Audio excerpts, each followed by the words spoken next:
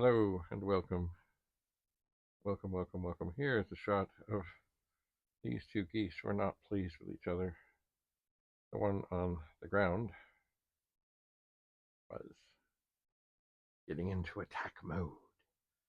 And the thing that really caught my eye about this, and until I saw this picture, is the the leaves, not the leaves, the feathers on his or her back, just above,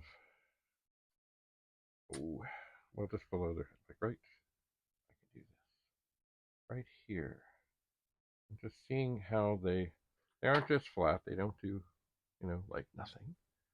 They have this weird texture thing, and indeed, when they're about to take flight, the feathers and everything underneath them. Um, I guess I don't know. Are they like flaps on a plane? I don't think so. But anyway, I've just what caught my eye, but also just the fact that here's one goose going after another. The other one is obviously already in the air and saying, "Okay, I'm out of here." And this one is threatening, and I do believe it took off. I think. Anyway, I just found all these pictures. Again, they are printed, which I know is a rarity. Anyway, if you're into photography, keep shooting. And remember, camera is not